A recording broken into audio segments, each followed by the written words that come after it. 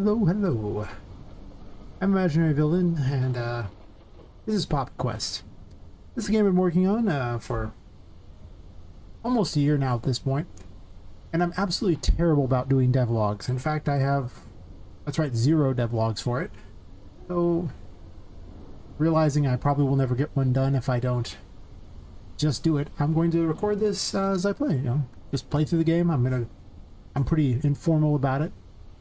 I'll just explain as I go, give development commentary, and, we'll, see what goes from there. This is a 3D Metroidvania. It's based entirely, well, based is our own. It takes inspiration from things like Little Nightmares and Alice Madness Returns. This is Poppet. Give it a better look in the light. So the main mechanic of this game, this is just her dodging, is if you're in the dark, you gain curse power, which basically powers all of her abilities. However, you lose your sanity. If your sanity ever hits 0, you die.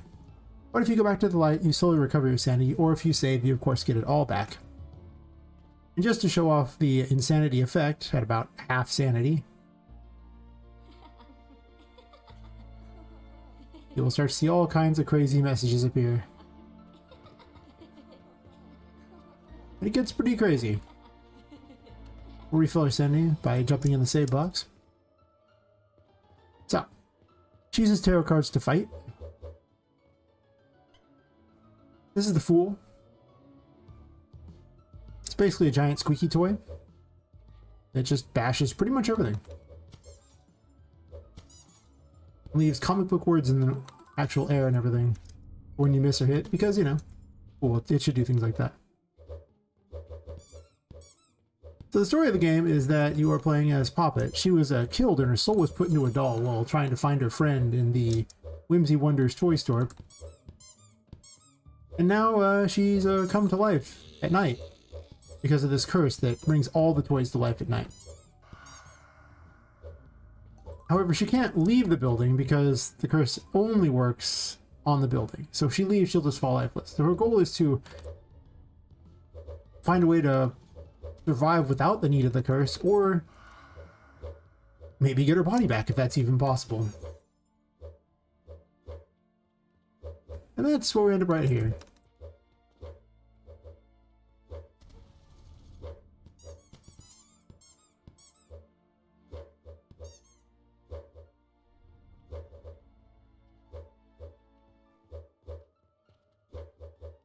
Much of the levels designs are designed to pretty much use normal stuff as, things for Pop to jump on, but there will be areas designed for the dolls as well. So there's kind of a mix of the two. Sometimes you'll feel like things are normal size because you're playing amongst, a diorama made for toys, and the rest of the time things will feel real large. I try to make everything interactable for the most part, so you'll see I hit just about everything. Maybe a better view of Poppet. She could probably use some work. Well, she's not too bad. Well, a lot of women were killed and their souls were put into dolls. One of them, her soul got stuck in the paintings, so she floats between all the paintings in the game, and she lets you pretty much travel through to a liminal space, the painting world, which connects all the paintings. This serves as the game's fast travel. And also, later on, you can rescue toys and throw them into the paintings in order to have them create buildings here and build like a little city. This is Tinka, the ghost in the paintings. She gives you a key, and don't worry about it beyond that. For whatever reason, the music is apparently broken in this room, but that's why the game is still in alpha phase and definitely not in any kind of completed state. However, I do have about an hour and a half of content, so I hope you're ready for a very long devlog as I explain everything as I go and hopefully keep your interest. Also, I stream the development of this live on Twitch. It's twitch.tv/imaginaryvillain. One word.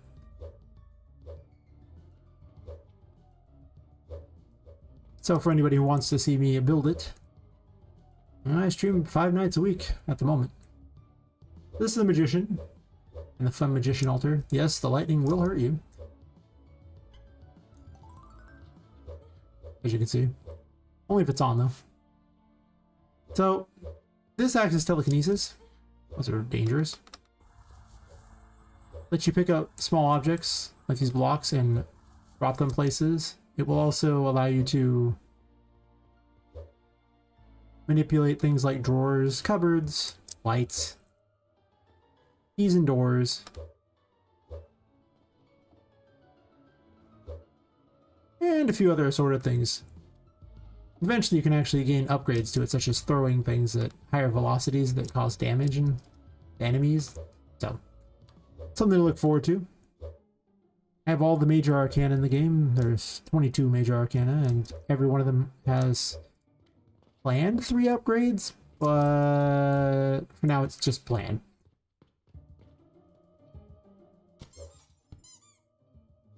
Tool's capable of breaking things. You're able to go outside as long as you stay attached to the building. It's my world. We won't look for very long because I'm slowly going insane.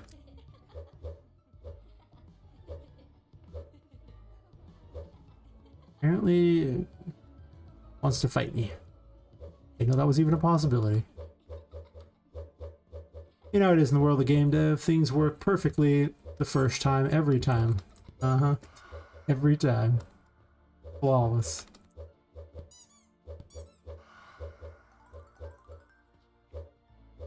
One of the things I need to do a lot of is balancing at the moment, where there's not a lot. Poppet can easily fall through those cracks, so, you know. A lot of the environment in the game is pretty much set up to be obstacles inadvertently. Wow. I guess not inadvertent that I set them up like that. They're not really built to be obstacles, they just act as obstacles.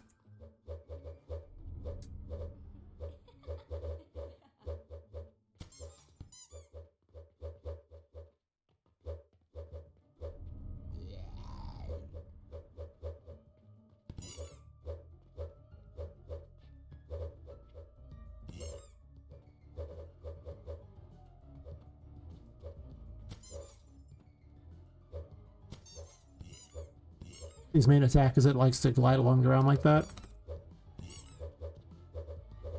I just made him so he doesn't have a lot of particle effects yet. He also does way more damage than he probably should.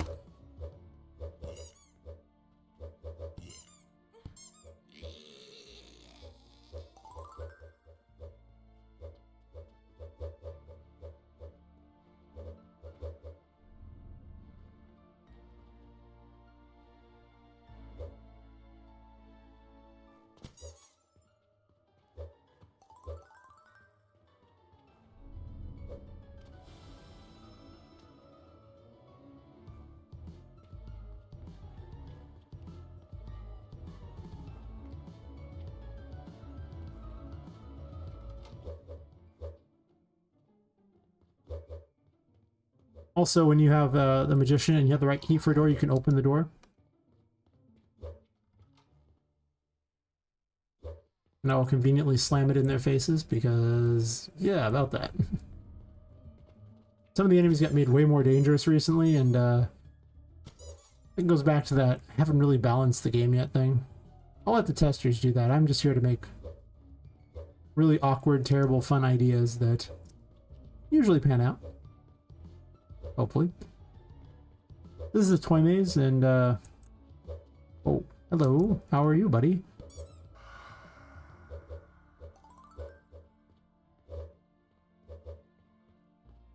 There's lots of things in the toy maze to find.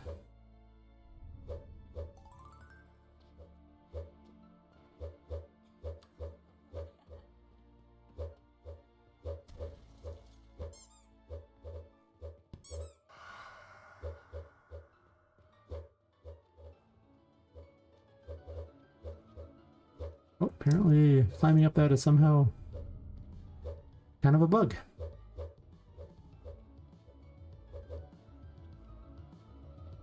I just know the right way, so it saves a lot of time when doing this if I just go the right way.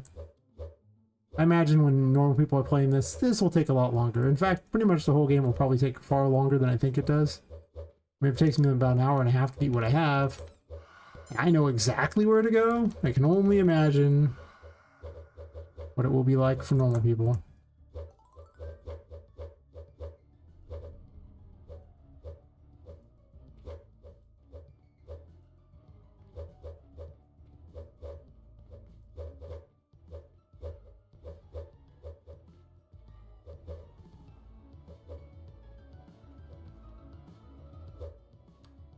This is where you're introduced to the toy saving mechanic.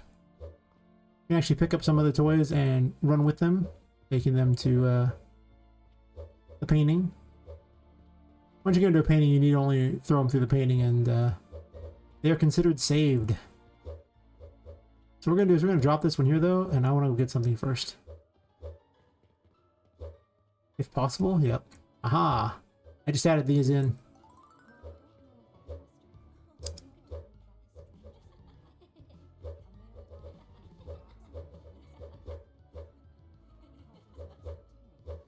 Oh. Pull your hat out, lady. Yep.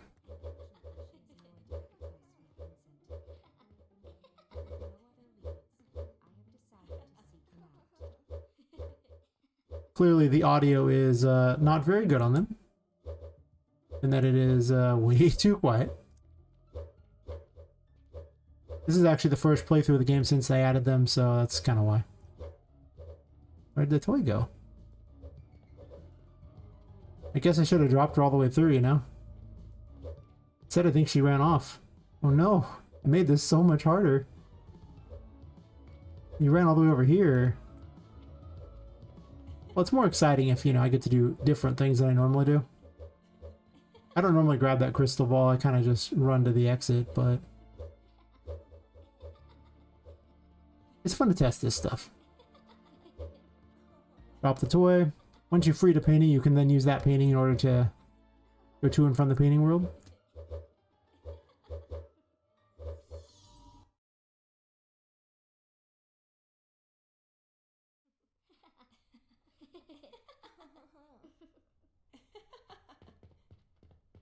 As you can see, they get their own little building in here. This is Amazon's. This is my Amazon ripoff. It's very exciting because, you know, it follows with the lore of these little creatures. They're an enemy in the game, but they're all vying for this hat, and whoever gets that hat runs the shop. That's it. That's their whole lore. Nobody knows why they do it.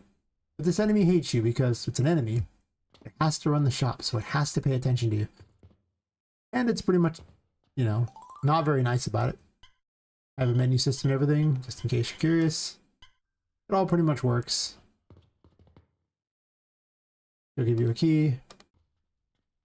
I haven't added in any particular dialogue for that yet, but, you know, give it time. Story's kind of the last thing to get added in. I have an overarching story plan. All the major events are there, but I kept having individual dialogue that needed to be changed every time I updated the game, so... Well, I'm just waiting now to add it in. You know exactly what I have in the game before I spend more time doing that again.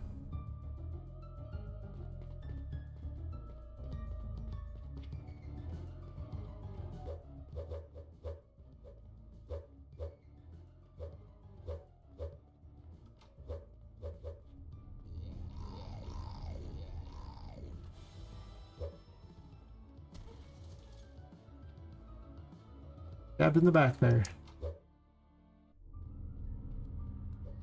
Seems great because they just literally made it the stream right before this, actually. So it's new and exciting.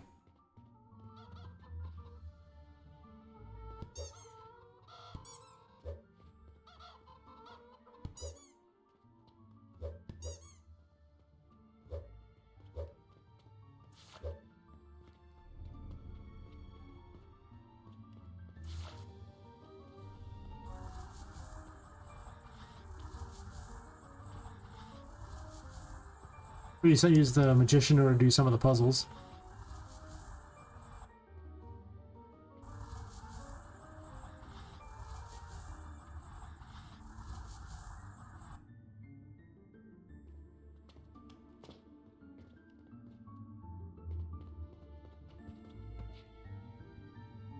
I like to hide lots of little ways to go in all the rooms, so, you know, you'll get the feeling of exploration as a toy.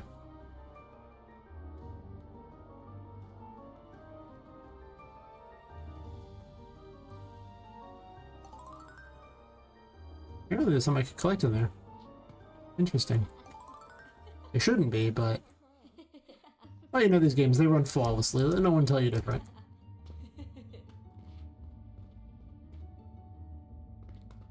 The game always keeps you under pressure because you're always running out of sanity, so you have to find lights all the time.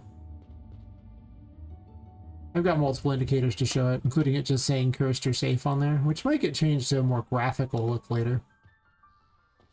And also the lighting on Poppet itself will change as well from white to purple. This area is the second type of biome. In the first chapter you only see one of the rooms of this type of biome, but it's a pretty room full of all manner of fun things that we're about to see.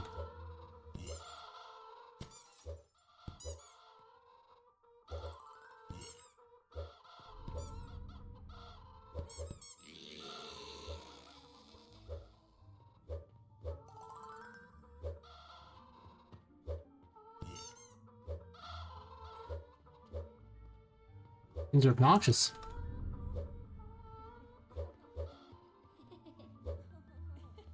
A lot of damage here.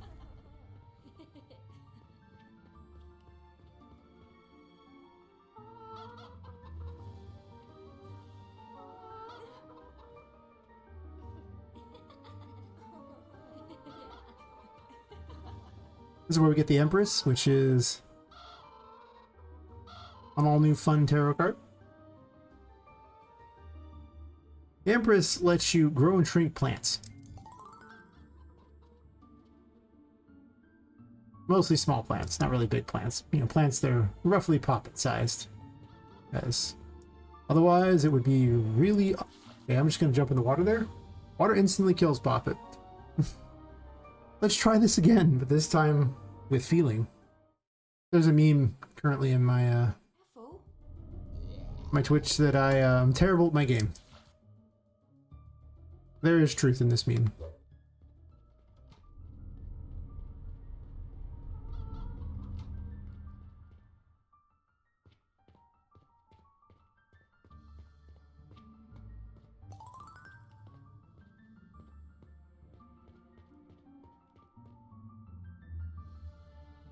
You'll probably see me die a few times in this room. It happens periodically.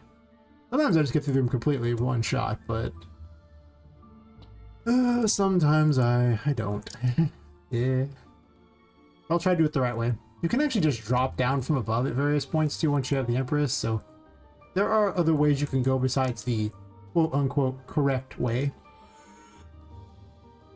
So, if for some reason you miss a jump, you can do a little exploring and just try to land on various objectives, which I will often do in testing on streams just for humor purposes.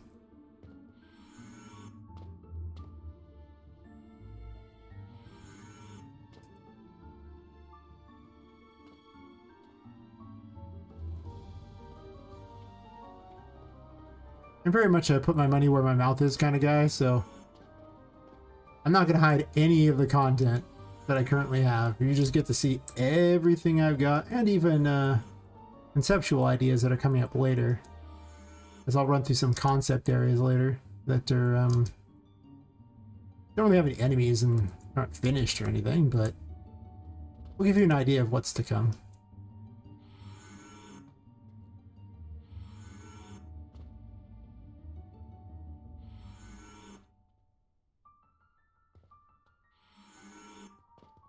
Besides dialogue and the like, I also have to do menu work and polish, really. I mean, maybe work on some of the AI to make it a little better. But overall, the game is, well, at least the demo is pretty good to go. just from a gameplay standpoint.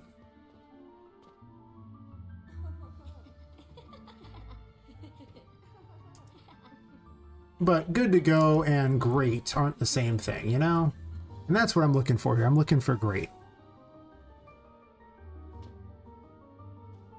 I want this to be fun. I want you to get lost in a magical world of being a boy fighting other toys to the death.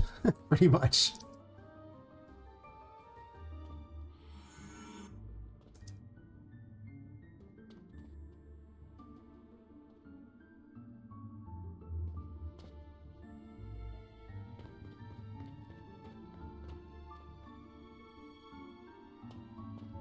A tree is the bane of my existence because it now blocks the camera. It didn't used to be there, but I just added it recently because it looked good there, and then I saw it block the camera, and I'm probably going to move it a bit so it doesn't do that for that jump.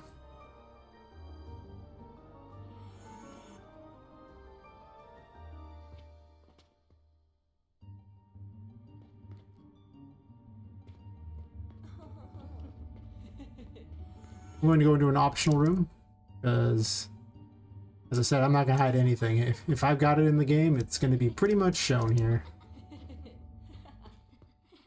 For good or ill.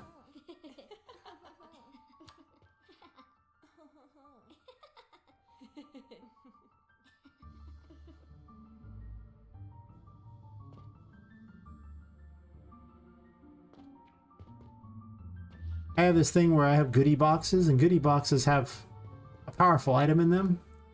And then they give you an idea of where the key is with a little clue on them. They're usually upgraded tarot cards or permanent stat upgrades.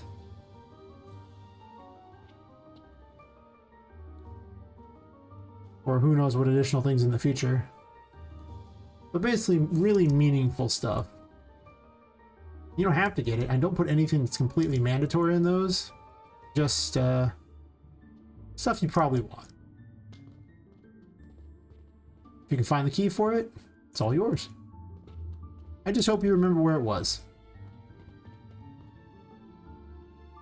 Because while I have a clue for where the key is, I don't have a clue for where the box is. Later on there's a Moon Tarot, which makes things that are illusionary real and real things illusionary. That's going to be a fun tarot. But that'll be considerably later in the game, and right now we're basically doing chapter 1, where you'll see 4 of the tarots and 4 of the upgrades to the tarots. That's kind of about it. Well, I do have some other tarots made. The current version of the game isn't really set up to test them. So I won't be testing those today. Not looking to hide them or anything. It's more of just, there's just no actual way to activate them in game at the moment.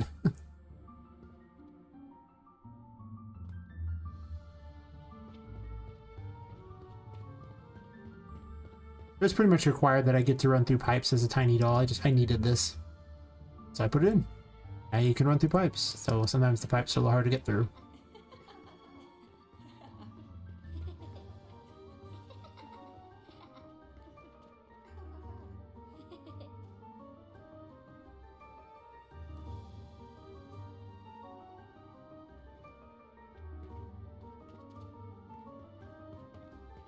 This is also an optional room. That's right, an option room off of an optional room. The joke is that almost anywhere you go, there's going to be more secrets. I love to hide secrets. I put them all over the place. It's very rare you won't find something interesting if you wander in my game.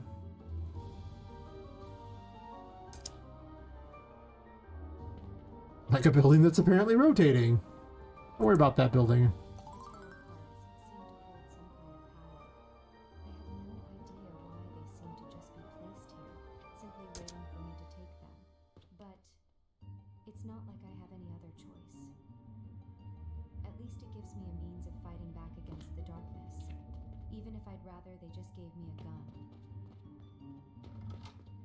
I have a lot of temporary dialogue in here. Oh, apparently there's a hole here.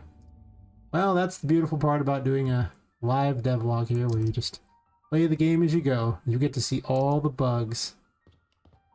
But that's also, you know, I think a positive in a way, because you'll see all the bugs and you'll realize exactly the state the game is in. As I slam a door in my own face.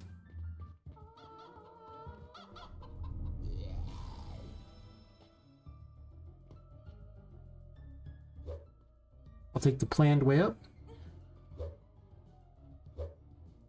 There's alternate ways up. I find ways to break my own game all the time. Speedrunners are gonna love this. Because I love watching speedrunners, and I am more than happy to add weird extra ways for them to go. That are just... good times. Also, I'm running out of sanity already. That's okay. There's literally a save box right here. The save boxes emit light, so if I jump down there, then I gotta get all the way back up. But I'm standing on the box, and that still counts as light, so close enough. That rotating building, it's mocking me. It knows that I know. It knows that I'm watching.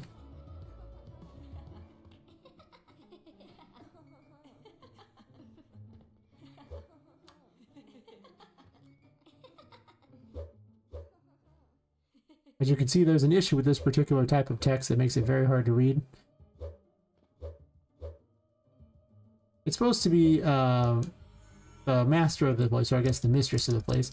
There's a 14-year-old ghost girl who's haunting the place and acts as the de facto master of the toy store. And she leaves messages all over the place on the walls in glowing writing. You do encounter her. But we'll talk about her more when she shows up. Because she will show up. Oh yes, she'll be here.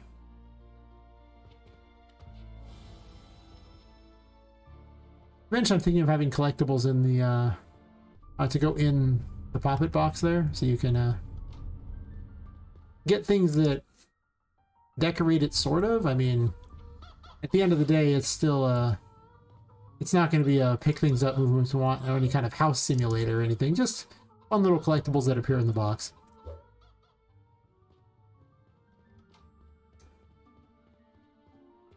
In the waiting room back there was where I found the key for, well, this box.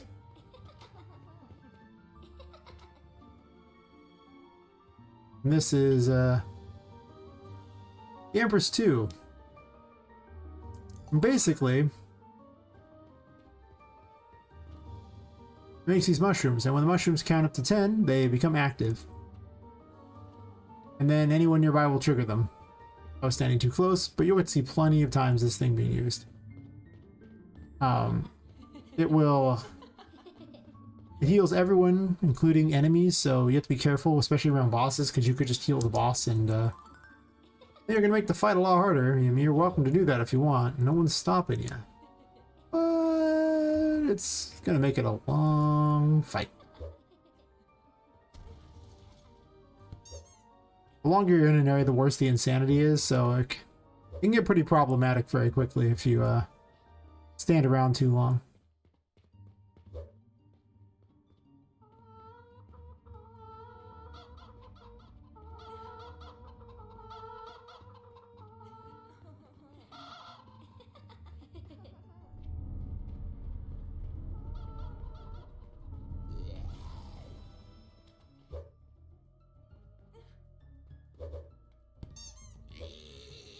I prefer not take too much damage before this fight, though I guess I could just heal now, so it's not a big deal, but...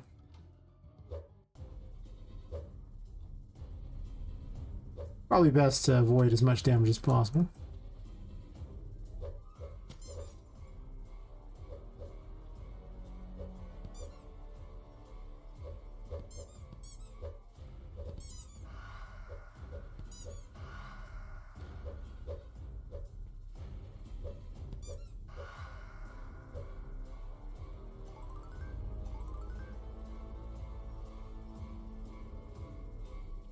Here's where we encounter the first of the bosses.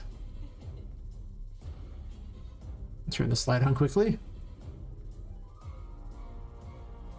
Well, I guess the other thing counted as a boss, but it wasn't really much of a boss. It was more just a big enemy, but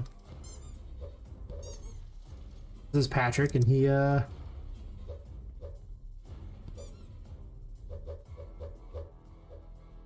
it's interesting. I'll give him that much. The current lore I have is that he's currently under he's been grounded by the ghost girl for eating the other dolls. So he puts all these messages on the walls about why he's, you know, a good doll, and he's, you know, he feels bad, but he doesn't feel bad. He still eats the other dolls. So he spits dolls at you throughout the fight, especially in his later phases. Sometimes he just does whatever he wants to do. Right now. That'd be that AI thing I was saying I need to work on. Yeah.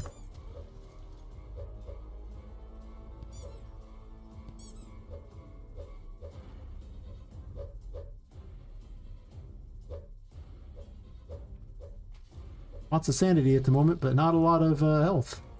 Or curse.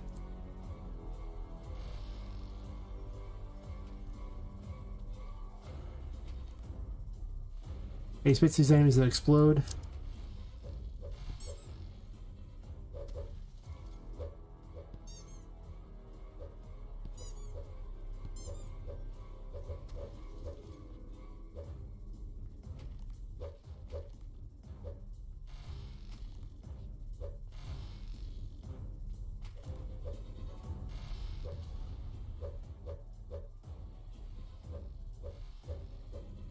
A lot of the game's combat pretty much consists of balancing with how often you're in the light or the dark, because if you want to use abilities, you need to be in the dark.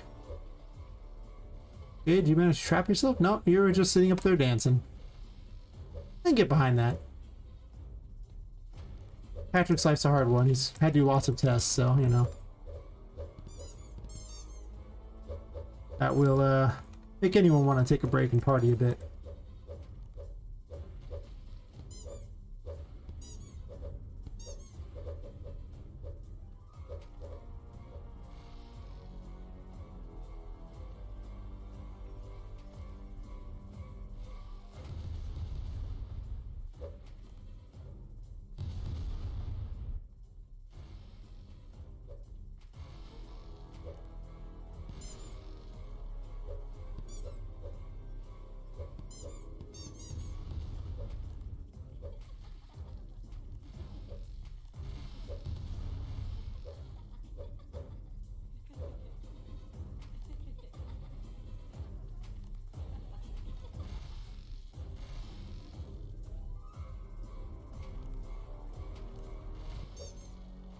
As you can see, positional awareness matters a lot in this.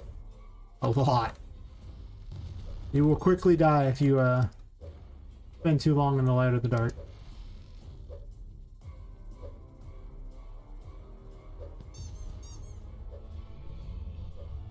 I killed him in the air. That's probably bad news. Can I even get that key now? Yeah. Okay, good. That would have been awful. I didn't think about that. If that's a thing, but it is. You can kill him in the air. That treasure box is too high up to get. Oh, that's unfortunate. I wanted all that money. Oh well. That's fine.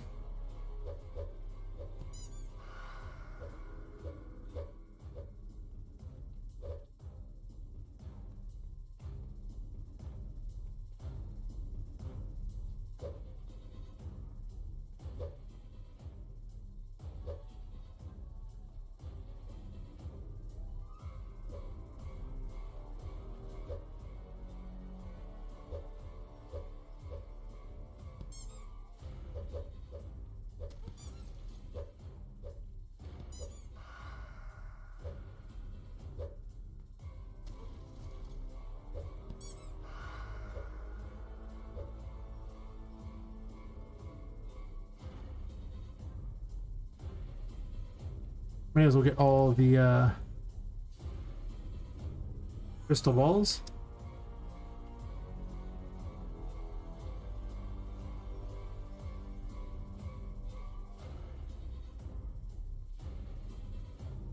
This one you have to run real fast.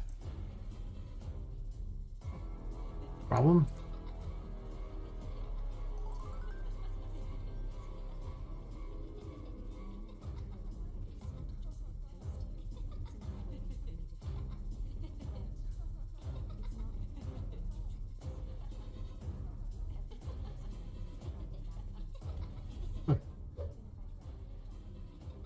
Apparently, put the wrong text in for one of them.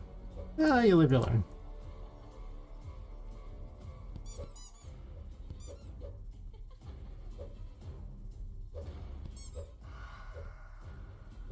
Like I say, at this point, I'm not hiding anything. You can see exactly the state of the game. Yeah, I think it's coming along pretty nicely, actually. Did I miss this one entirely?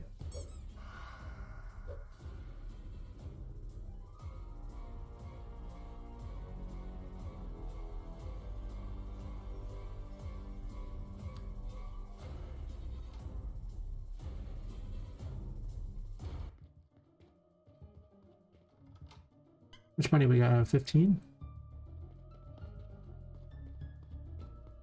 You can break a lot of stuff in this game. Oh, lots of coins in that one.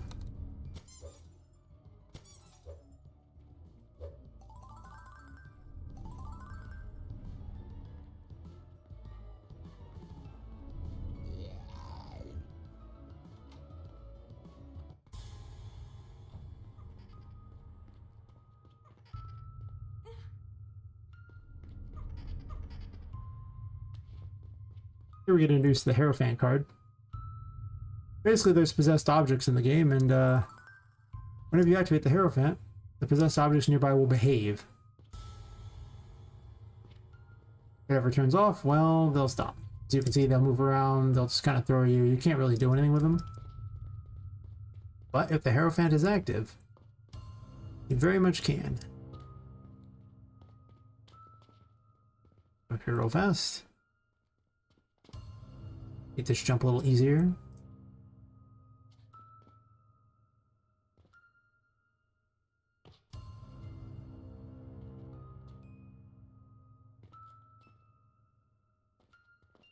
You do slowly lose curse as you're going along, but in the darkness you also gain curse, so the amount that you lose is only a little bit more than what you would gain. You do still have to move very quickly, but this is the first room you get it, so I'm not going to make you move too quick.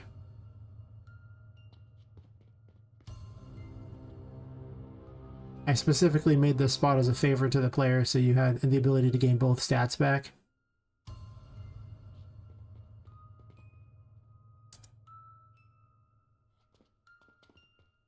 I'm not a note. Remember when I was talking about being bad with my own game? There you go.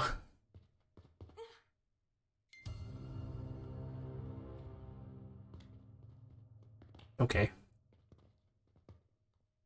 Usually I prefer to fall after getting that key if I'm going to fall, but I have fallen lots of times in this particular area, so I'm used to it. One of the fun things about being a game dev is when you're testing your game in engine, it usually gets a worse frame rate, and then you play the packaged version and it gets a way better frame rate.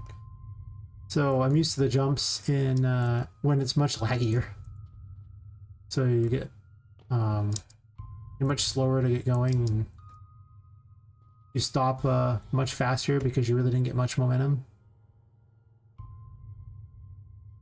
It actually looks way better in the darkness than the light. Light's kind of harsh in this game. Interesting.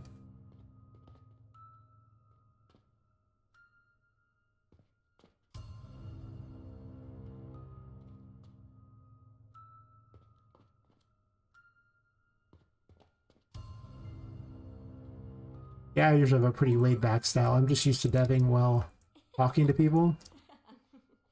And that's why all of my devlogs are going to always be pretty much laid back, me just talking. Saying exactly what I'm doing in the game, and pretty much whatever else comes to mind.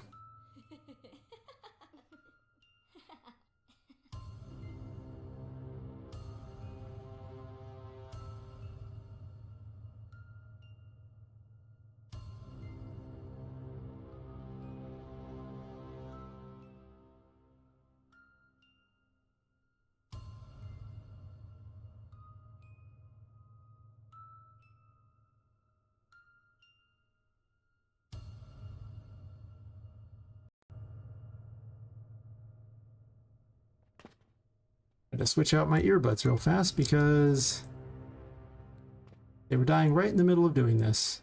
It's just like a real stream.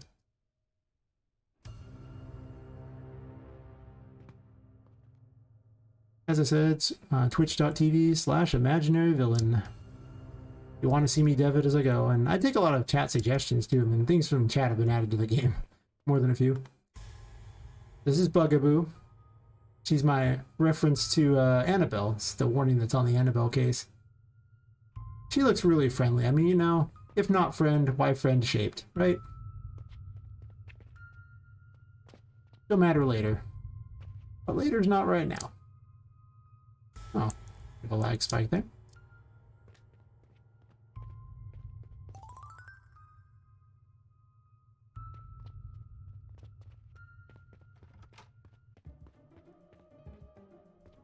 This is where we get the next Empress ability. A key rests in a place of worship. Yeah, the chapel looks a lot like a place of worship, doesn't it? So this is just like the other one that heals, except for instead these explode and deal damage.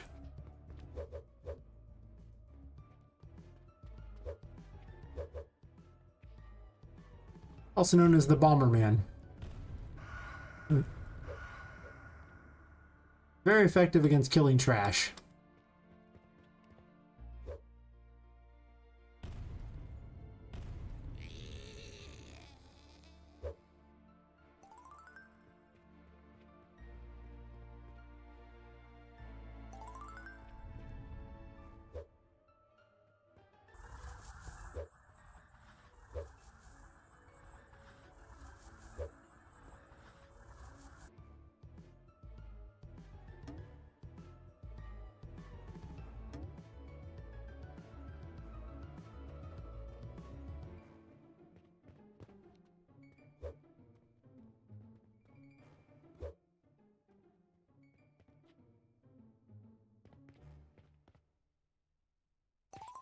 It's hard to describe the toy I met today as anything other than the most miserable, greedy little rodent I've ever encountered.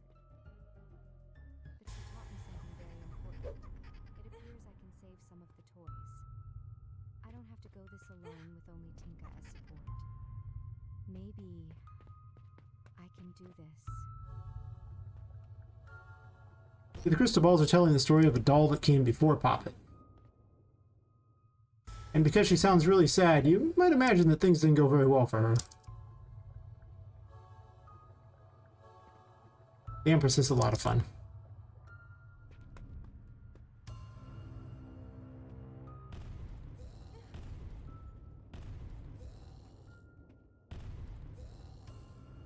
Also incredibly strong against this particular type of enemy.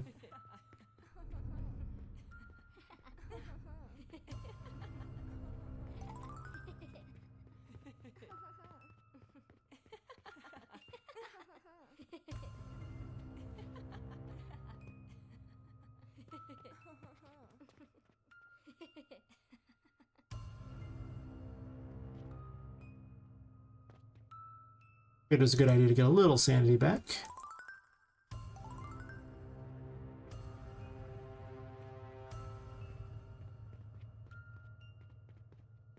Note my key amongst so many others.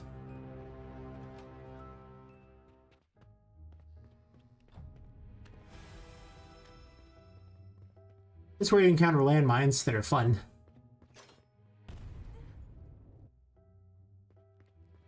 I'll quickly step on just so I can quickly heal, so no reason not to. This is also where you first meet Charlotte, the ghost girl who acts as a de facto ruler of the place. Maybe she'll try to yank you into the darkness. Ooh. I'm trying to get to this pipe behind here because there's a secret pipe here. If she catches you, it just kills you. You just respawn. Don't get caught. She's my way of putting in instant kill thingies in places to make things more interesting. It's kind of a horror 3D Metroidvania, you know? Like, I mean, it has some things in it that are definitely working its way towards that. Or not macabre, really. It's definitely got its moments, but there are some things in there that are a little more creepy. I'm gonna add in more as I go. I to be part of the polish, things that don't actually really affect the gameplay so much as they're just there to kind of keep you on your toes. That affects the gameplay where she tries to grab you. That is definitely gameplay related, but just having her appear and disappear in places, things falling off shelves, just stuff that seems like a haunting. See that you know she's around.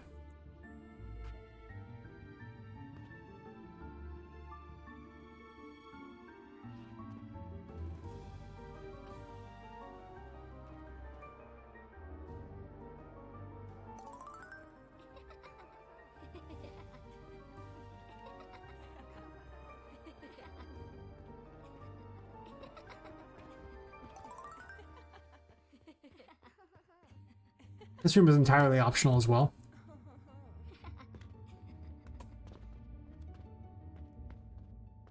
It is one giant building, so this room does connect to other rooms that you've already been to.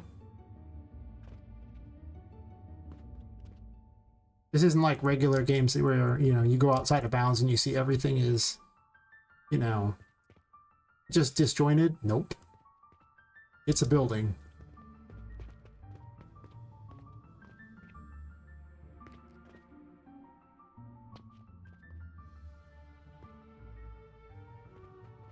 One other secret in here. I hide secrets all over the place because I love it. I'm an exploration fiend.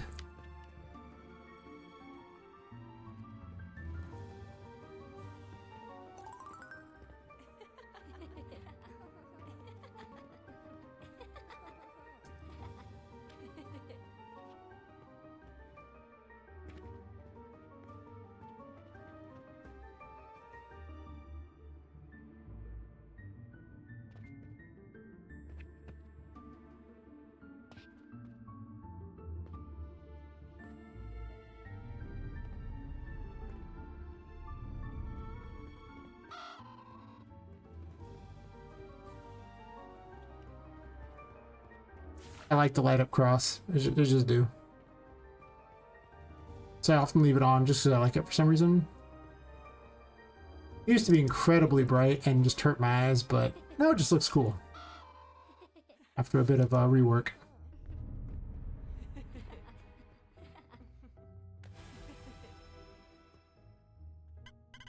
There's our cool save here.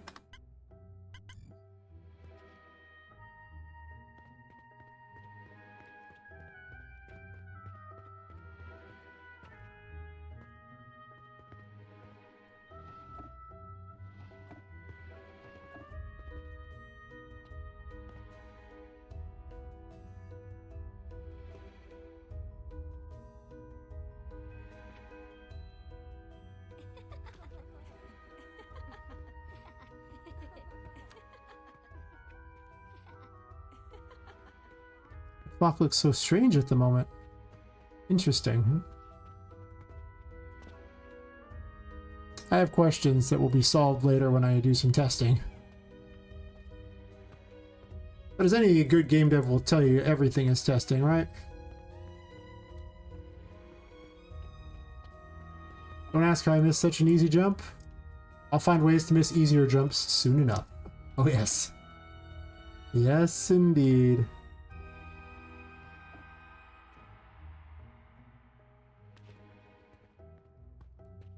I'm still within the light there. That's very helpful.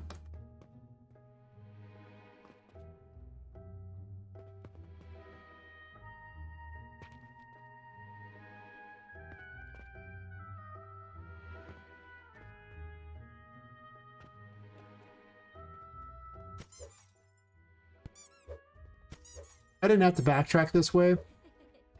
There was another way to get to there, but this is actually the easiest way to get the key that I currently have in here.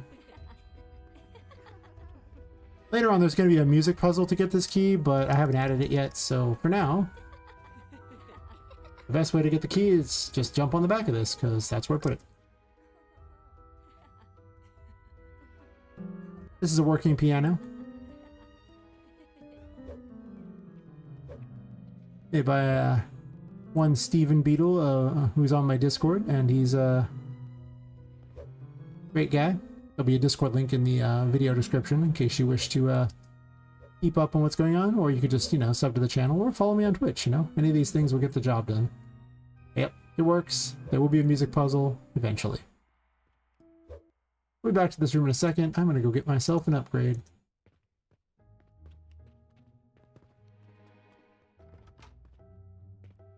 I'm jumping on that.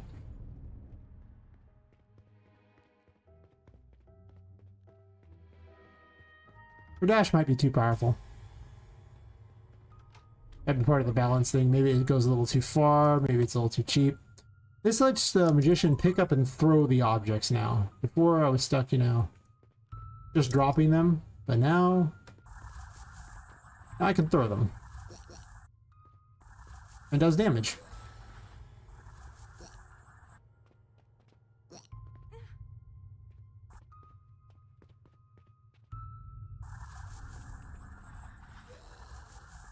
It's more useful for transporting toys than it is for combat, but it's not useless for combat.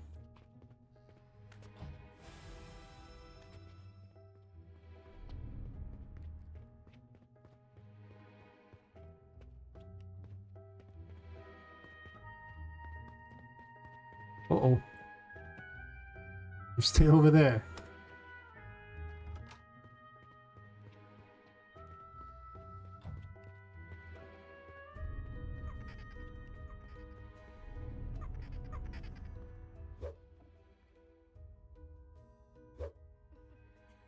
Gonna bypass the big old brawl that'll happen there. I'm sure I'll have to do it in a second. As I try to rescue the toy in this room.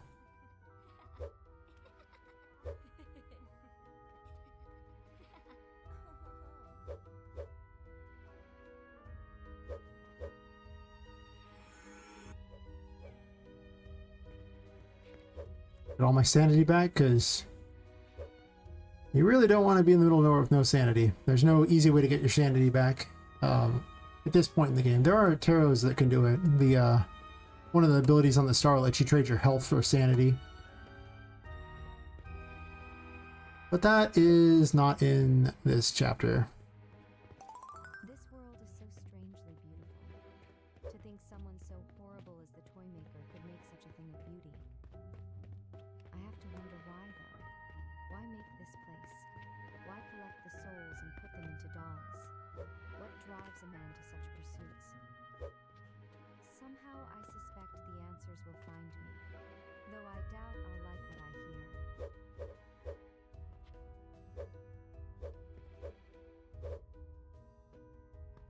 I'm gonna grab this toy and throw her on the ground, so this way I don't have to jump back up here later. I'm gonna try to grab her.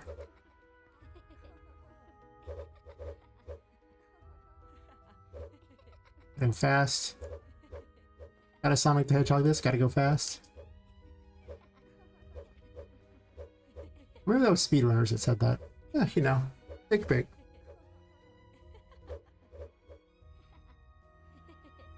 I've been being yelled at by the other various game dev streamers and my fans that I should make some sort of video to show everybody. That's what I'm doing tonight, you know. After being yelled at on a stream I was visiting, I was like, okay, fine, I'll do it.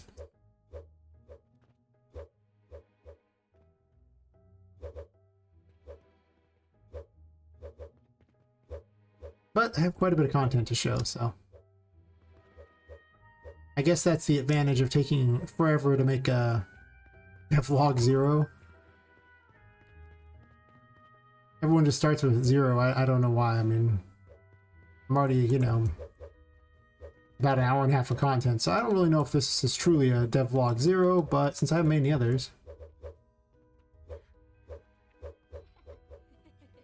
For what it's worth, it's actually, the original concept of this actually came from a RPG Maker Game Jam game about 4 years ago, the Touch the Stars Game Jam. I lost in the first round. My game was very buggy. It was probably on average cooler than the other games, but it was much more broken than a lot of the other games, and fortunately, that mattered a lot more.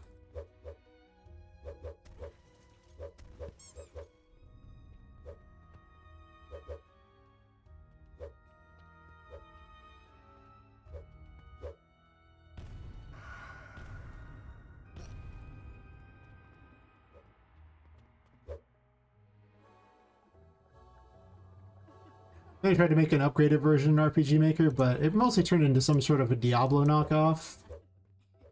And really didn't have the feel I wanted, so if you look on my channel, there is in fact an old gameplay video for the RPG Maker version if you wish to see it. And for an RPG Maker game, it was pretty cool, but for a game someone might want to play, it was lacking. It was very lacking.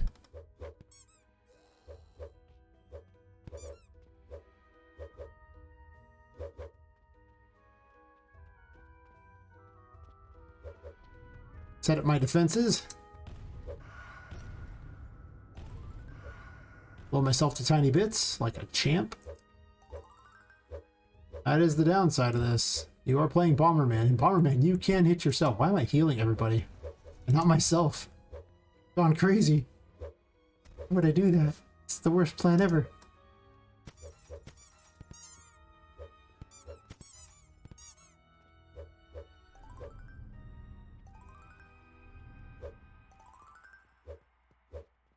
Go hide in the darkness for a bit.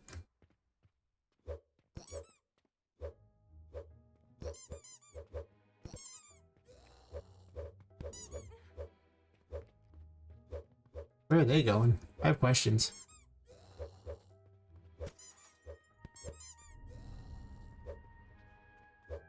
Yeah, along the way, Poppet has got a lot of changes to her. She went from being an ugly doll with blue hair that mostly was trying to... So it was the original Game Jam story. It was...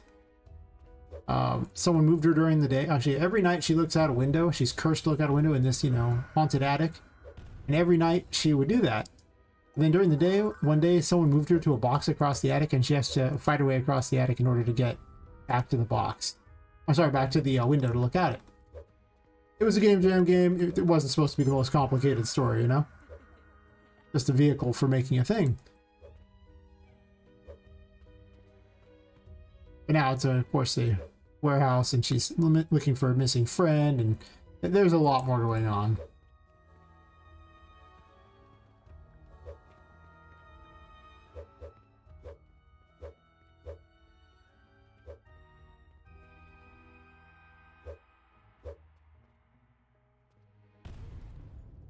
Yo, let's try to throw up there. I also blew myself up. Well done, me. Well done.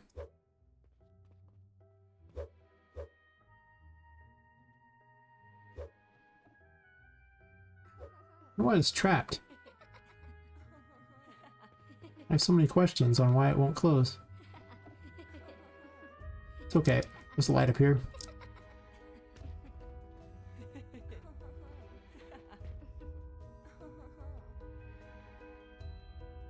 But the difference between this version and the RPG Maker one is it really gives you the feeling of being a tiny doll. You know? It was just impossible to achieve that in a 2D world, like a top-down game like RPG Maker is famed for, so it just... It was never going to do what I wanted. Despite much effort to try to make it happen.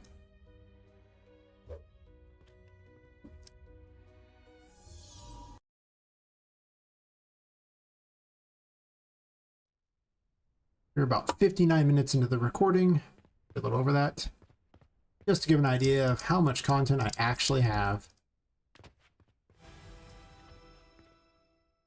It's kind of sad the track for this isn't playing because I like the track for this area quite a bit. How much money do I got? 43? I can buy all kinds of stuff now. Get a sanity upgrade. Yeah.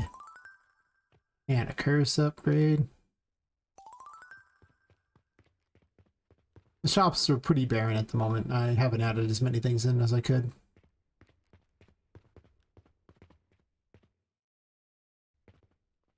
Tinka confuses me. I don't really believe she's being honest with me even now. But from the very start, she's been my ally, so it's hard to think too poorly of her.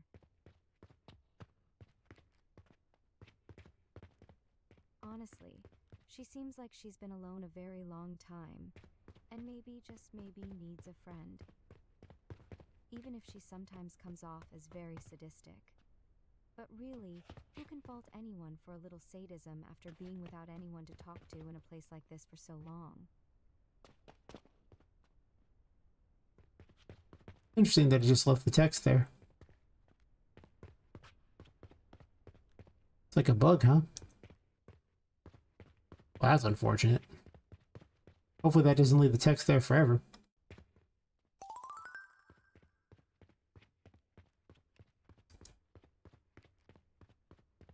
It shouldn't though, because if I travel to a new area, it doesn't save that text on our HUD, so let's see if we can fix a game bug.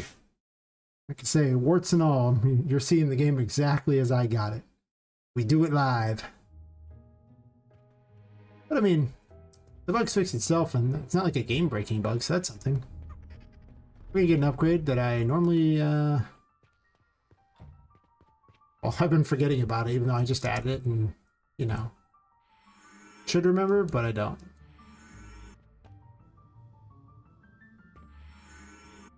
This room might look familiar. It was where I got the Empress. Well, now we're up in the air.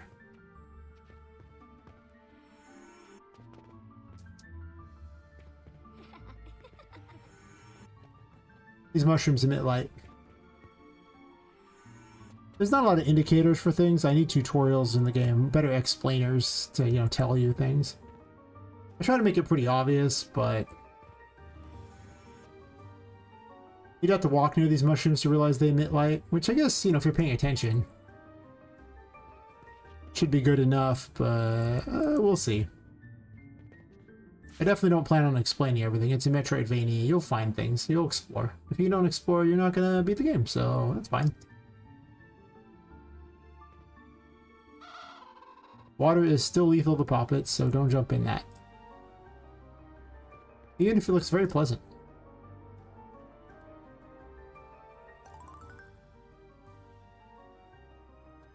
A little more sanity.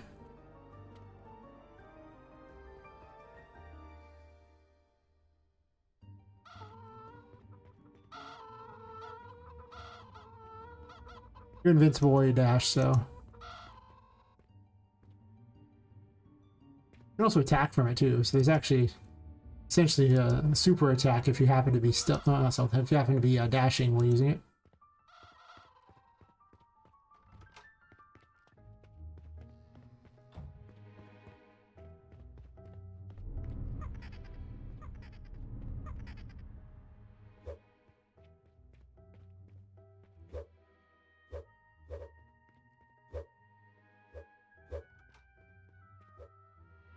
I slam the doors behind me so they can't follow me.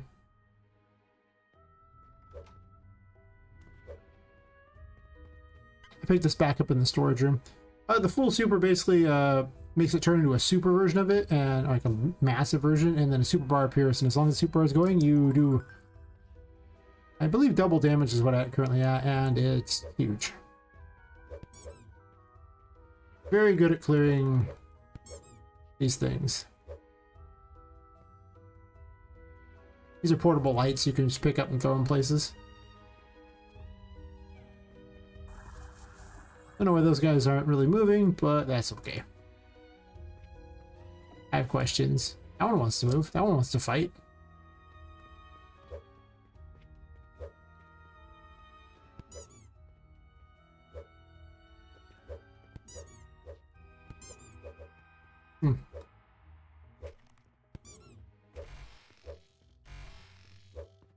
Go to the darkness and play around a bit here.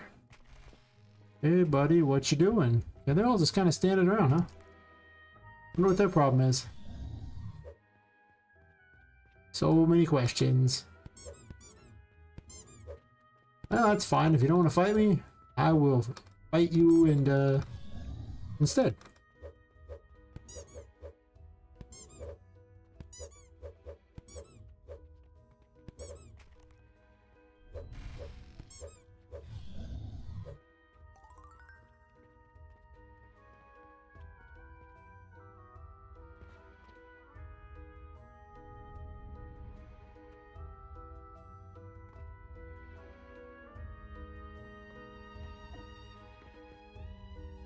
Originally, I planned to have a hidden mechanic so you could hide in drawers and things like that, but it just didn't play out very well.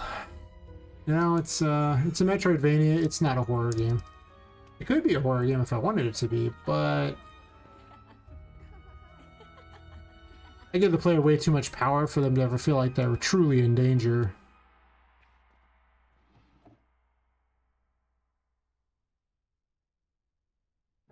Collect my sanity back. I like to show people the town as I'm doing things because I had keys outside all the time. And other stuff.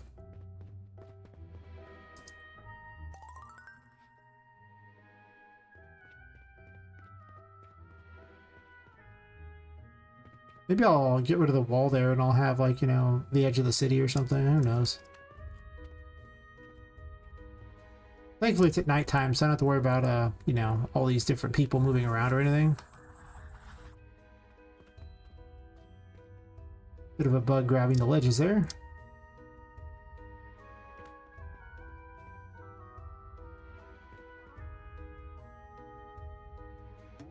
Bouncy couches are great. Comedically large bounce is too much fun to take out, so I've just left them there. Now they're part of the puzzles. They're pretty much part of the ship, part of the crew.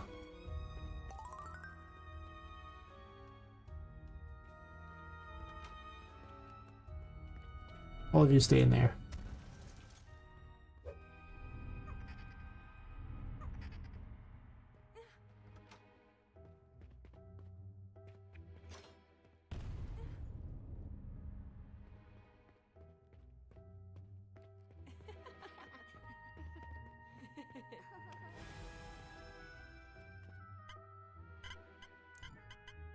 It takes a picture of whatever Poppet's currently doing, but the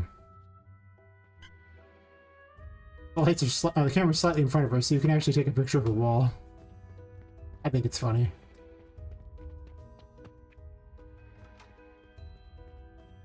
This room you'll actually encounter Charlotte, and she'll follow after you. There's no toys to worry about in here, it's just Charlotte.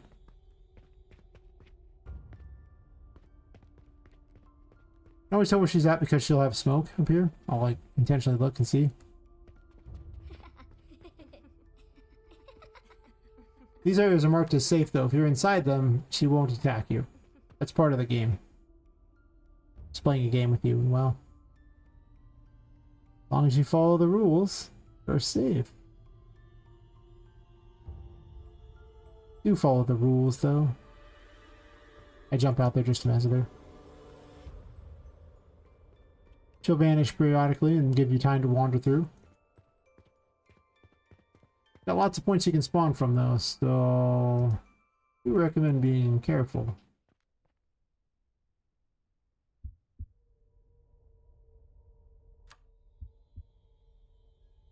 In most cases, you just kind of want to wait her out. I know the exact right way through the maze, so these mazes might seem much harder when you're playing as opposed to when I'm playing, because like I said, I'm literally going to go the exact right way, and you're probably not.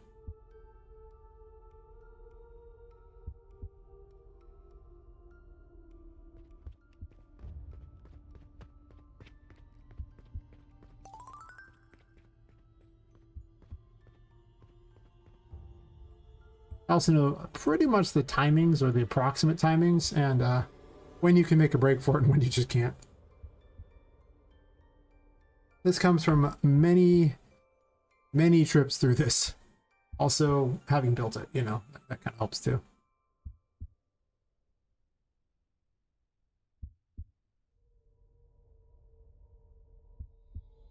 I might make her move towards you even while you're sitting in here. I don't even know.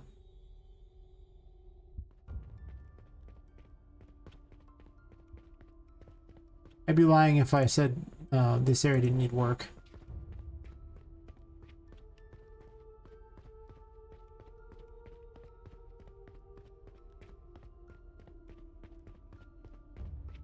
She just trips out over there. Yeah, well, you know.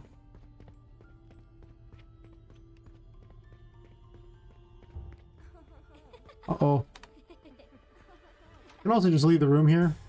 I'm probably going to take this out because this actually lets you completely cheese the room. But maybe I leave it in just in case people figure it out. You can actually run back into this room over here. The main reason for doing this is it actually resets the timers for this room, so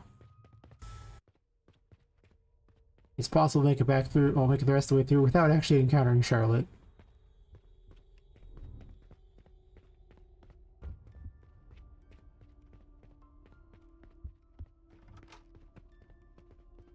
And while hitting her face on the door. Yeah, you know, why not?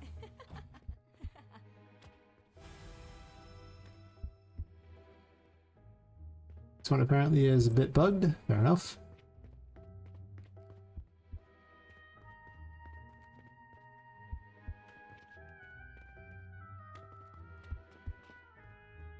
Be the last of the paintings that are currently in Chapter 1.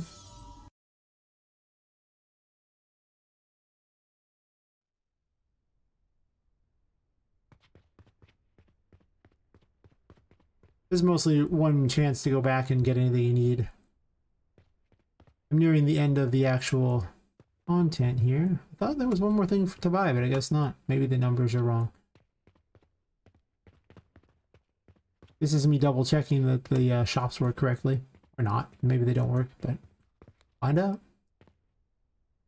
Think it is doing her thing watching. There's gonna be a jumping puzzle back there later.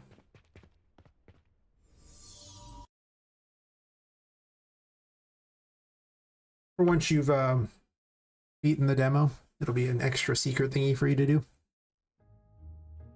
This is well beyond what the demo is. The demo is only the up to Patrick. But it still took me like 20 to 30 minutes to do that anyway. So it's not like the demo is going to be short.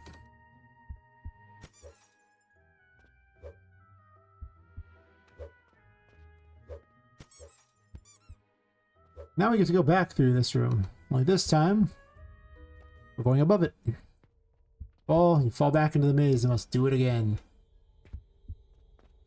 Don't fall. Also, I have a really low curse. Oops, better hurry up. Uh-oh. Hard mode engage. Woohoo! I didn't run out, so there you go, perfect. But there's a light right here, so I didn't even get my curse back. Gotta go over here. Oh, this is still considered safe because there's a light somewhere nearby. Over here's not though, right? Oh, I'm still too close to a light. Fair enough. I should try to lure her out of the darkness. Or not. She appeared.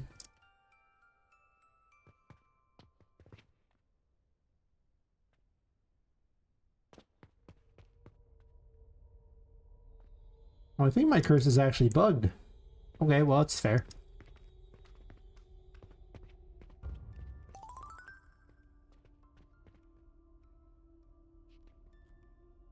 Well, the way to fix this is actually with a load if memory serves. I feel like I can fall into that.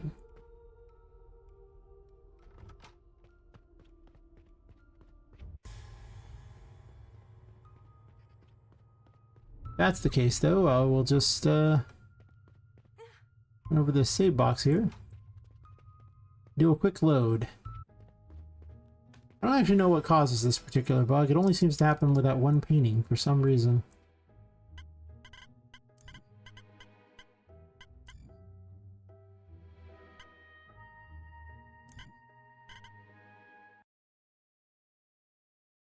Great to test the loadout. Hour and 14 minutes in. And this should fix the problem.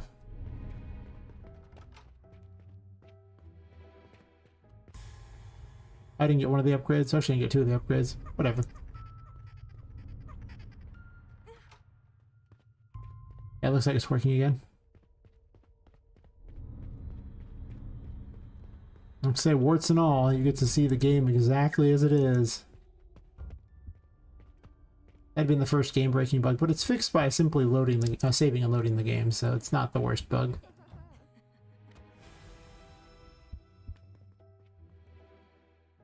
I could use the paintings to go back and get some of the upgrades, but I didn't do that.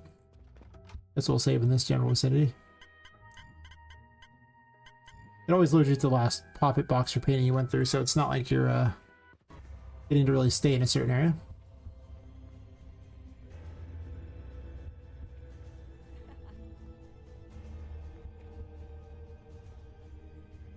boss is famous for bugging out about 50% of the time. So her main mechanic is she summons a voodoo doll of you, and you have to protect the voodoo doll of you while also, you know, not dying yourself.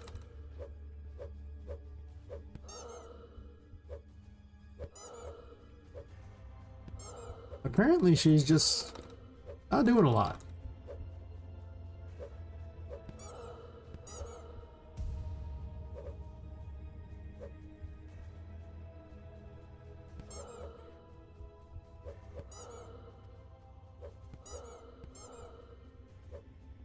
Wonder why she's not doing a lot. I have questions.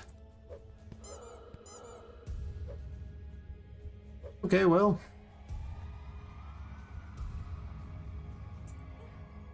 You can definitely tell I'm not lying about the state of the game. Right?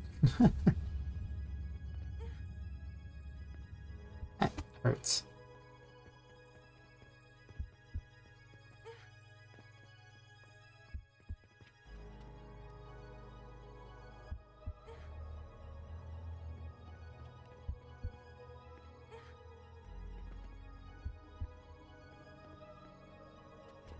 The doll is very hard to pick up. Okay, she'll come after me instead.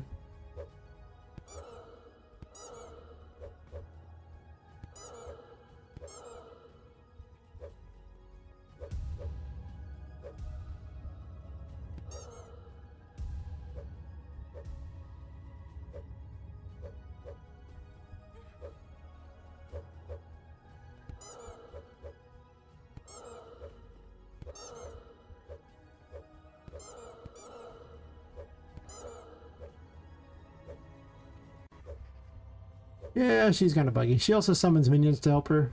She has other phases too, so even though she's doing nothing in this phase, at least the last phase, she'll probably try to do something. Probably.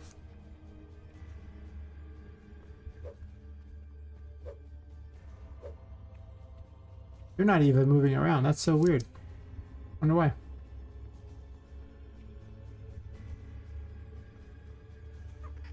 Yep, she bugged out. Unsurprising. That's okay. It's best to have it forever immortalized on YouTube, your boss bugging out. The bug, as I see it, is she'll start to try to attack an enemy that just isn't there. Even though she has the player or the voodoo doll as a target, she just can't find them. I really don't know what causes that yet, otherwise I would have fixed it, but it's awkward to say the least.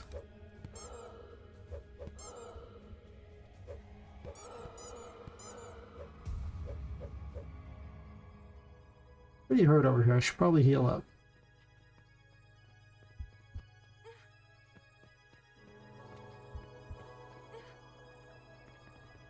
In her last phase, she spins the battlefield and then she summons 5 minions to help her, and she has an invincible force field as long as those minions are alive.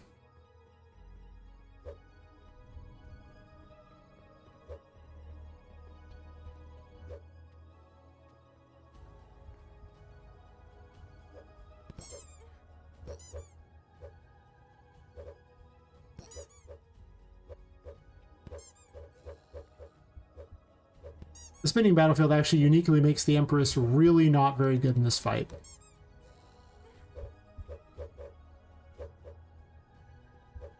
But you have the super mode on the Fool, so that helps a lot.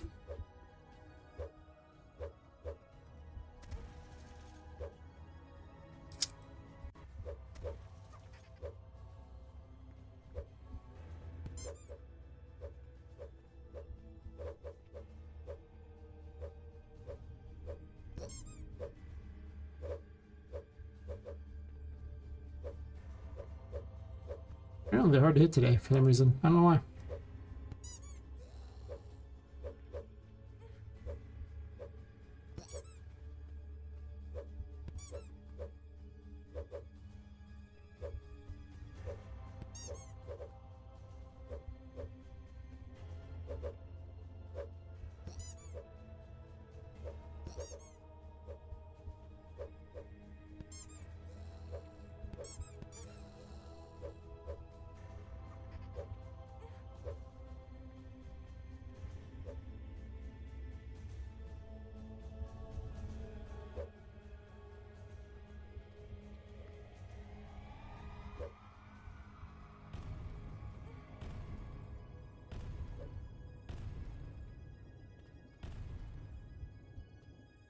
You see, the Empress is pretty bad in this fight.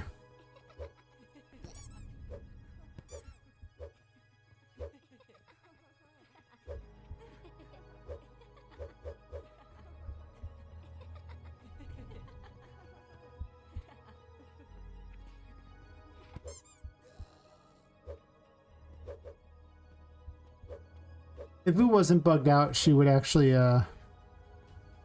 be attacking me during this instead of just wandering around the outside like that, but that's okay.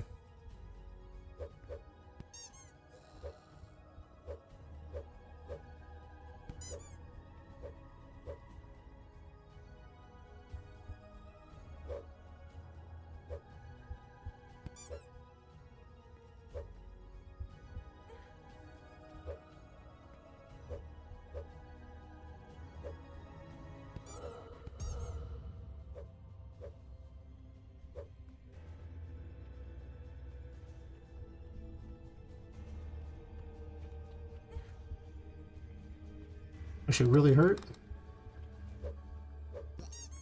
You want to wail on her as much as possible because, well, you know, she'll bring the shield back up.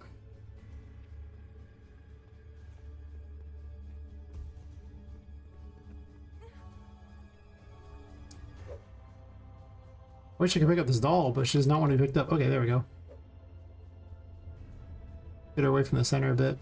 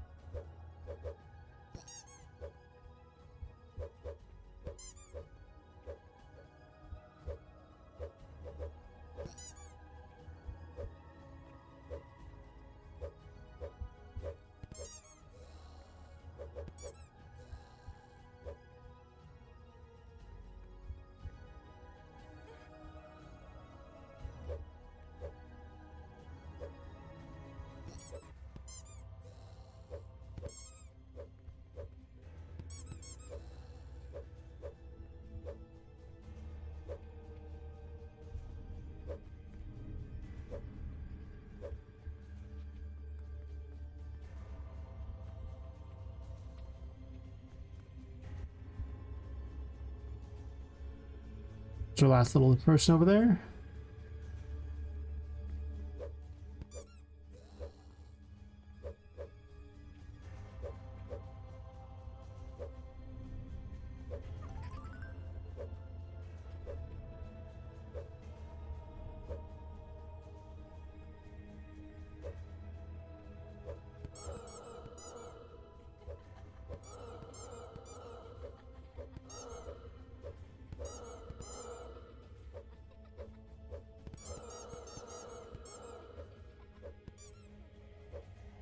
Almost got her.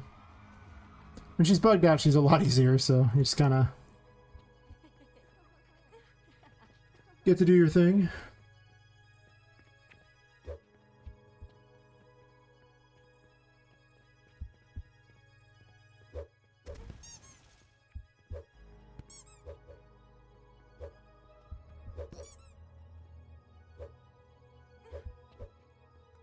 There's still a lot going on in the fight, so even when she's bugged, it's still not that. Like, it's not unfun. It's just, it could be more fun if she or she. She's kind of a slacker.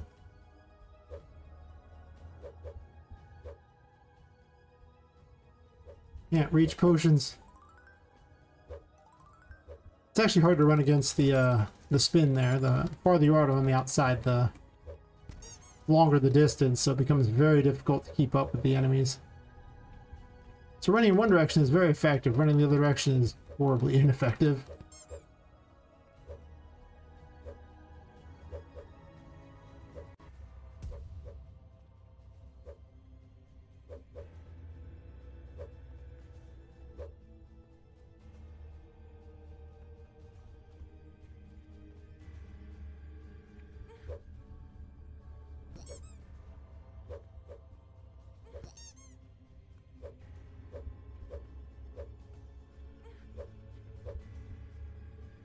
You find your helpers. End this fight.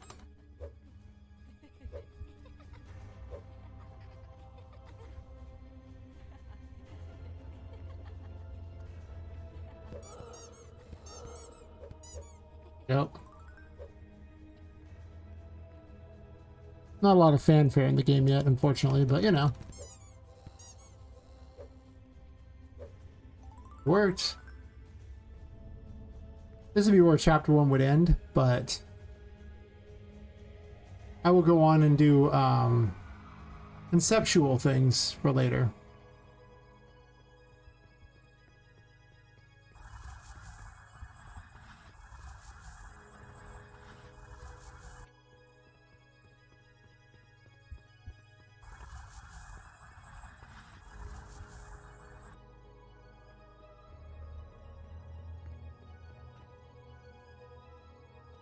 Physics means nothing here.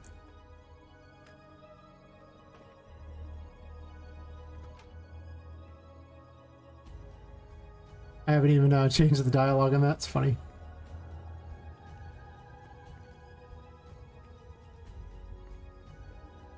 He gives you Charlotte's bedroom key, which would then let you go on. He's supposed to help you get there and bypass Charlotte, but that is not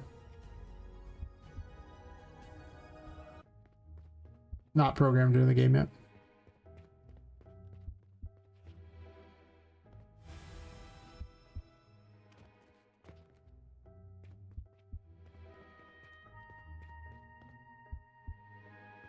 There's a bit of issue with momentum on the magician.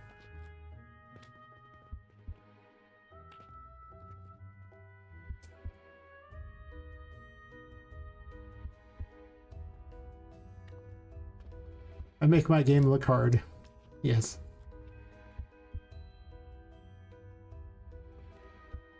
Rescue her too.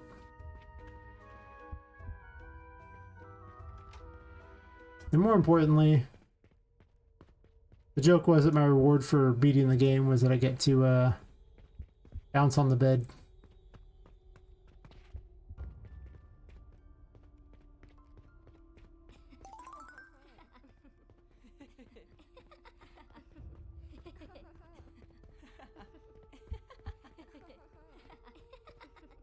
I really like having everything be interactable, so you'll find that I go out of my way to do that.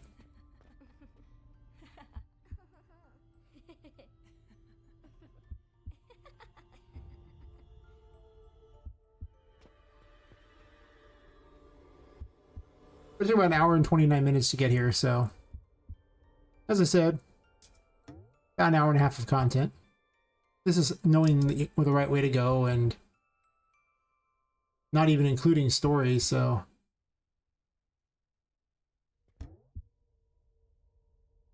imagine what it'll be like with all that.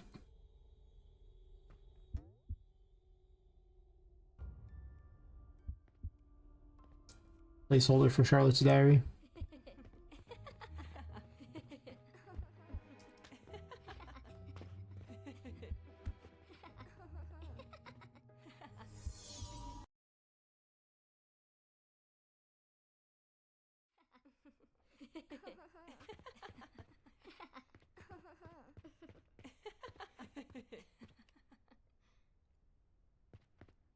As you can see now, Mini Pop, who currently doesn't do anything, but has her own little box and sits here.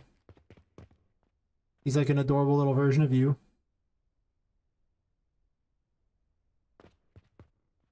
The creepy hetero tape. She's a voodoo doll.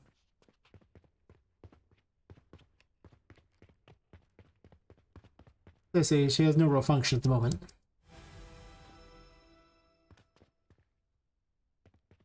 And now I'll show off some areas that are like future areas that will eventually do something. We're past the point where there's really going to be enemies or anything like that. I'll run to the next, basically where chapter 2 would start. And you'll get to see the second biome.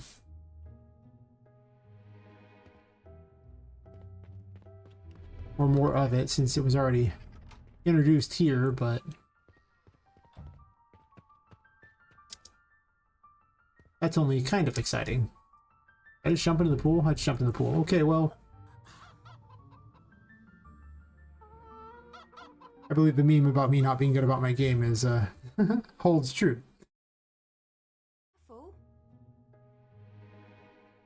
She's supposed to say careful, but it actually sounds like she's just saying fool because it cuts it off. Which I almost like better. I haven't actually put Poppet's voice in, so it's just some canned sound effects or canned voice lines.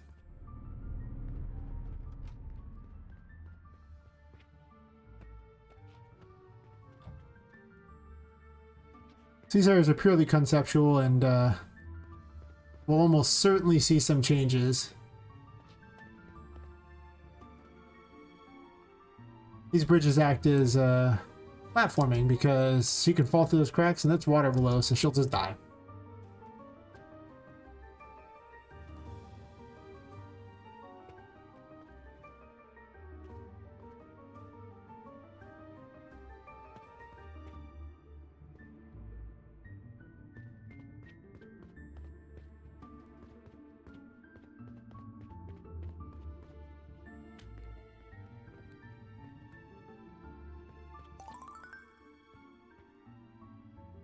An idea of this room here? So you could probably technically get on these. I guess they're not an Empress plant. Okay. I think I could shrink them down and then grow them up, but I made this room ages ago and I haven't really done much with it since. But I will show off one of the other tarot. There's a couple of them I could kind of show off that don't have well-developed effects, but they have, well, good ideas for the future.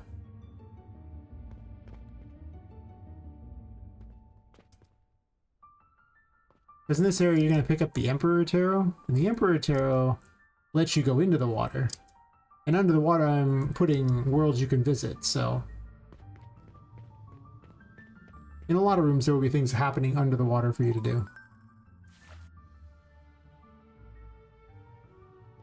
Regrettably, there's no light sources down here, so I won't be able to get very far in before I have to run back to get an idea of what's going on down here.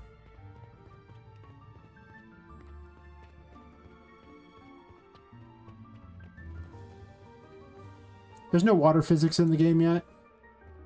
This is going to be in the second chapter, so I haven't really bothered to put the water physics in. Just to give you an idea of what's coming.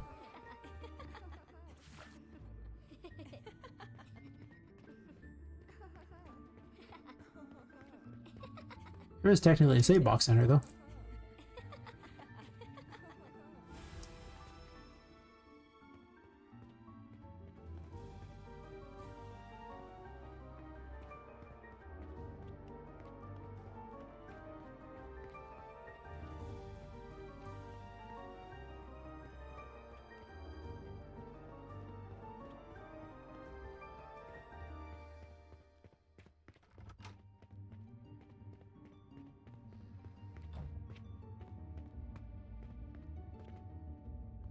This area is very pirate themed. It's basically a take on Neverland. You'll have things like the Lost Toys. It'll be fun. Really, strength just acts as double jump. I might actually give it little martial arts skills too for funsies. We'll see how that goes. I put it here because I actually got stopped by a step during one of the tests, and that was really funny. Like, everything she'd been through in a tiny little step that was just a little bit too high was too much for her. I'm gonna have a chase thing with Charlotte in here. You'll like hide from her or something. There'll be various areas with Charlotte, just to, you know, remind you that she's there. I do plan for multiple endings, a lot of it coming down to whether or not you can save Poppet's friend, and I will make it. I'll hint at how you do it, but I'm not going to spell it out.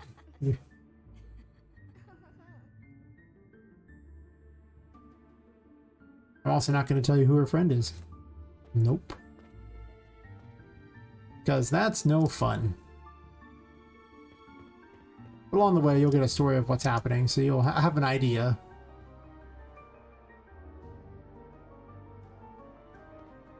A lot of stories are going to be told with, like, you know, voice acting as you're running along, so you won't actually have to stop. Because, you know, you're running right through this, I don't want to stop. I want to keep moving. There's like a pirate-themed area. Well, pirate models. Regrettably, only the 2 lights near the end of that actually work, so I get to run around and then run back to safety. I'm gonna hide the hermit up there. Actually, there's a light over here that works too. Currently, the hermit's not actually programmed to do anything. I just have it there as a reminder that that's where I'm gonna put it. Or somewhere like that, if not that spot. Now we see how far off the map we are, where things aren't even on the ground. There's still one more conceptual room to show, and then after that, that will be the end of the devlog, and I'll try to be a little more up-to-date on the other devlogs. I really want the demo to be out in the next 2 to 3 months, so... I didn't want to release it on Steam until I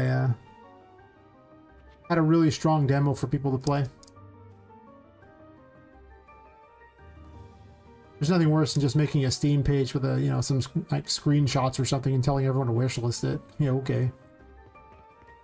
I'm sure your 5 screenshots are selling me under... They're not, and I already know that if that's how I am, other people are probably the same way. I don't believe that I'm a unique individual out there. Having a cool video helps a lot, but having a demo, that would help a lot more. After all, if like 20 to 30 minutes of my game can't sell you on the game, nothing was going to sell you on it then. Literally nothing.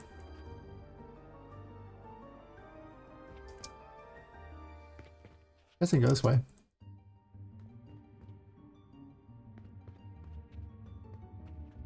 Well, that way's terrible. It's like an extra way around without anything to go get. Later on there'll be stuff to get out there, but I say I haven't really put any content in these other than just setting up some ideas of how I wanted the levels to look. This is the safari room. As I said, this is a giant building, so you will always be able to connect to rooms that you've already been to.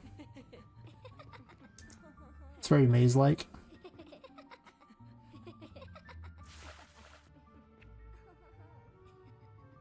One more conceptual room to go. I just need my sanity back before I go there. And anyone who's still here, thank you so much for watching my devlog and learning all about Poppet Quest. Like I say, I stream this on, you know, I stream developing it on twitch.tv/imaginaryvillain. Or you can follow me here, and, you know, I'll also eventually put up devlogs. I guess. Probably. It might take a while. Anyway, this area is the Tomato Village. It's full of all sorts of weird buildings that are connected by pipes. I like to think of it as, like, you know, those weird little tunnels that kids could play in. I had them when I was a kid. They were all over the place. They were great. There's a lot of multi-floor stuff going on, so you can see that it goes down in various places. So you'll be fighting on these places here in order to, you know, get to things. We'll probably have enemy spawners here and the like. I have some ideas for later enemies. I've made some stuff. See, it goes even farther down. And that is pretty much the last of the concept rooms. There'll be stuff under the water too. There's nothing under the water at the moment, but you get an idea of the multi-levels going on here. There's about 4 different levels to this room when you think about it. Like this down there, this area up here, that thing's up there, those up there. Pretty exciting. And with that, I jump in the last Poppet box. Poppet is home. Poppet has reached the end of the playable content. She can put her hat away. It'd still be in the darkness. She has no way to sit down. She can crouch. Kind of like sitting down. And with that, this has been Poppet Quest and Devlog 0. And this is what I currently have. Hopefully you're interested. If you are, drop a like, drop a sub, check me out on Twitch. And if you aren't, well, maybe I can change your mind if you check back later. This is Imaginary Villain, signing out. See ya.